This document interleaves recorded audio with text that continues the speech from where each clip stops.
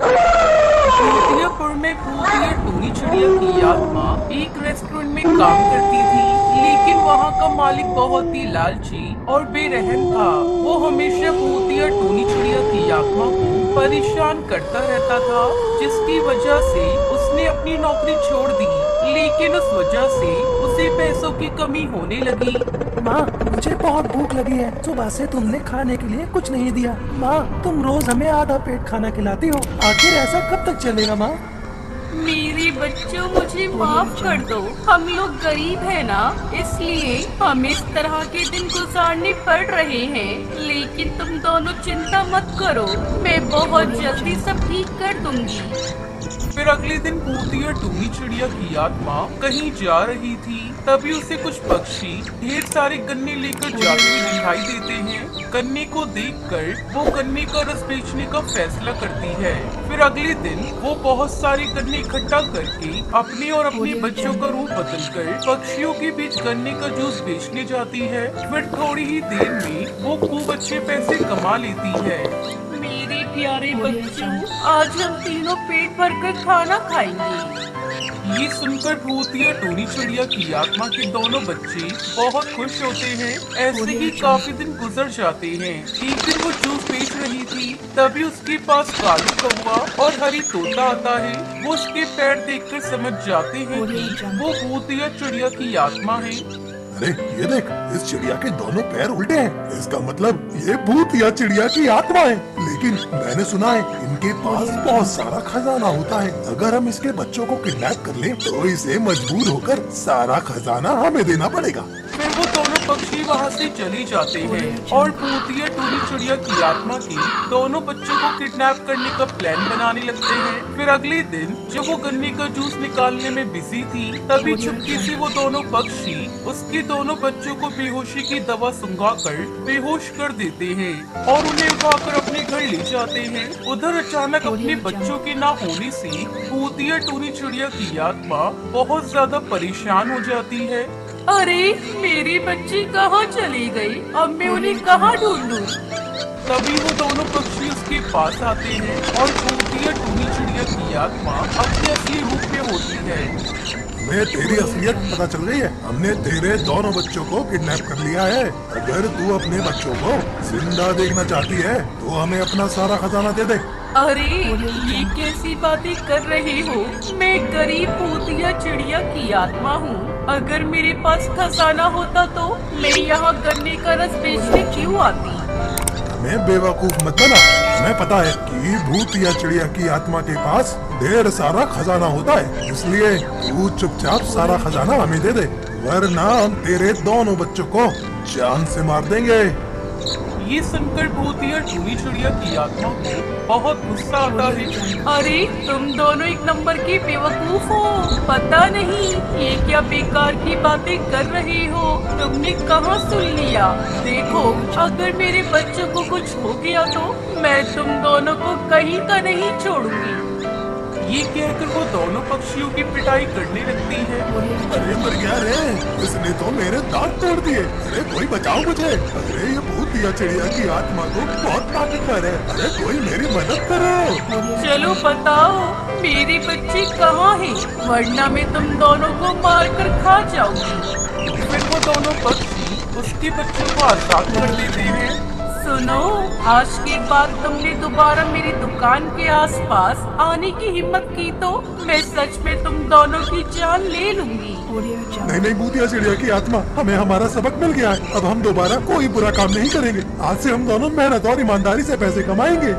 इस तरह भूतिया टोनी चिड़िया की आत्मा से मार खाकर वो दोनों पक्षी पूरी तरह सुधर जाते हैं। दूसरी तरफ वो अपने बच्चों के साथ गन्ने का जूस बेचकर अपना जीवन बिताने लगती है। भानपुर के जंगल में एक कालू नाम का कौवा रहता था, जिसका आलू का खेत था। वो अपने आलू की खेती से बहुत प्यार करता था और उनकी बहुत देखभाल भी करता था। एक दिन की बात है आज तो बहुत गर्मी है और मेरे आलू के भी बाहर आने का समय हो गया है। घर पर जाऊंगा तो बीवी की चिक चिक सुननी पड़ेगी। एक काम करता हूँ, खाना खा के यहीं पर अपने खेत पर ही सो जाता हूँ। कालू वहीं अपने खेतों पर सो जाता है और जब वो सोया होता है तो जंगल में से एक भूतिया टूनी चिड़िया की आत्मा भटकती हुई उधर की तरफ आ जाती है। किसी पक्षी की गंध आ रही है। कई दिनों से कुछ खाया भी नहीं है। बहुत जोरों से भूख लगी है। चलो आज पक्षी को मारकर अपनी भूख मिटाऊंगी। भूतिया टूनी चिड़िया की आत्मा पक्षी को ढूंढते हुए कालू के खेत के पास पहुंच जाती है। आज तो पक्षी का मांस खाने को मिलेगा। कितने दिन हो गए किसी पक्षी का मांस खाए हुए। आज तो पेट भरकर खाना खाऊंगी। कौन हो तुम? अरे बाबा, भूतिया चिड़िया की आत्मा, क्या चाहते हो मुझसे? एक भूतिया चिड़िया की आत्मा क्या चाहती है? तुझे मैं मार के खा जाऊंगी। और क्या, बहुत दिनों से भूखी हूँ। इतना हट्टा खट्टा है तो तुझे खाकर तो एक बार में ही पेट भर जाएगा मेरा।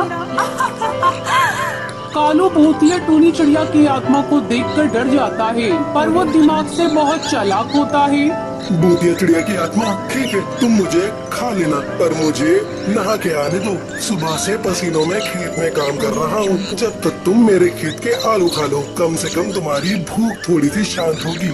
भूतिया टूनी चिड़िया की आत्मा खेत से आलू खाने लगती है। उसे आलू बहुत पसंद आते हैं। वो कालू को भी खाना भूल जाती है। हे भगवान, तेरा शुक्र है वो आत्मा चली गई, वरना मुझे आज अपनी जान गंवानी पड़ती। उसी रात आसमान से ओले की बारिश होती है। आलू की सारी फसल खराब हो जाती है। हे भगवान, ये सब क्या हो गया?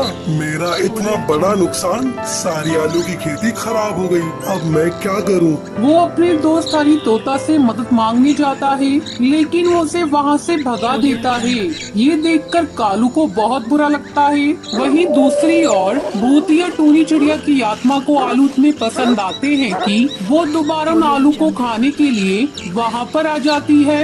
इस खेत की आलू तो इतने अच्छे हैं कि मैं पक्षियों को भी खाना भूल गई हूँ। अब तो मुझे आलू ही खाने हैं। और ये क्या, यहाँ तो आलू की खेती है ही नहीं। अरे क्यों ना मैं अपने जादू से आलू की फसल उगा दूँ यहाँ पर। भूतिया टूनी चिड़िया की आत्मा अपनी शक्तियों से आलू की खेती करती। वहाँ पर कुछ आलू वो खाती और बाकी आलू को वहीं छोड़कर वहाँ से चली जाती है। जब कालू सुबह उठकर अपने खेत पर जाता है, अरे ये क्या, यहाँ तो आलू ही आलू है। इतनी अच्छी फसल हो रही है। ये सब भगवान की कृपा है। अब मैं इनको जल्द से जल्द बेच देता हूँ, नहीं तो फिर कुछ हो गया तो ये फसल भी बेकार हो जाएगी। कालू आलू को बाजार में बेच देता है। अब रोज भूतिया टूनी चिड़िया की आत्मा अपने जादू से आलू की खेती करती और वहाँ से चली जाती। एक दिन ये सब कौन कर रहा है? मेरे खेत में आलू की खेती, मुझे आज पता लगाना होगा। उसी रात भूतिया टूनी चिड़िया की आत्मा आलू की खेती कर रही थी और कुछ आलू खा रही थी। तभी कालू कौवा ये देख लेता है और कहता है, अरे ये तो वही भूतिया टूनी चिड़िया की आत्मा है जो मुझे मारना चाहती थी, लेकिन आज इसकी वजह से मेरे खेत में आलू की खेती हो रही है। ये तो मेरे लिए अच्छी बात साबित हुई। ये बात हरी तोता सुन लेता है और जंगल के पक्षी को बताता है। सभी पक्षी भूतिया टूनी चिड़िया की आत्मा को मारने के लिए हाथ में हथियार लेकर रात के समय कालू के खेत पर आ जाते हैं, जहाँ वो भूतिया टूनी चिड़िया की आत्मा आलू खा रही थी। तुम हथियार लेकर क्यों आए हो? मैं तुम सबको कोई नुकसान नहीं पहुंचाना चाहती हूँ। मुझे आलू बहुत अच्छे लगते हैं। मैं तो यहाँ पर आलू खाने के लिए आती हूँ। मुझे आलू खाने दो, मुझे बहुत तेज भूख लगी है। अभी तो आलू खा रही है, बाद में हमारे जंगल के बच्चों को भी खाएगी। तेरा क्या भरोसा? ये कहकर सब पक्षी उसे मारने लगते हैं। तभी कालू कौवा वहाँ पर आ जाता है और पक्षियों से कहता है, खबरदार, जो इस भूतिया टूनी चिड़िया की आत्मा को किसी ने हाथ भी लगाया, ये आत्मा मेरे खेत पर आती है तो मुझे कोई एतराज नहीं। और हरी, जब मैंने तेरे से मदद मांगी थी तब तूने अपना पल्ला झाड़ लिया था। अब क्या हुआ? तुम जाओ यहाँ से, ये तुम्हें नुकसान नहीं पहुँचाएगी। हम इसका विश्वास कैसे करें कि ये हमें नुकसान नहीं पहुंचाएगी? इसका विश्वास मैं तुम्हें दिलाता हूँ, अगर उसने कभी पक्षी को खाने की कोशिश की तो सबसे पहला शिकार इसका मैं बनूंगा। ये सुनकर सब पक्षी वहाँ से चले जाते हैं। अब कालू कौवा भूतिया टूनी चिड़िया की आत्मा के जादू से बने आलू को बेचकर अमीर हो जाता है। कालू कौवा आलू की खेती करता और रोजाना एक आलू की टोकरी भूतिया टूनी चिड़िया की आत्मा के खाने के लिए रख देता।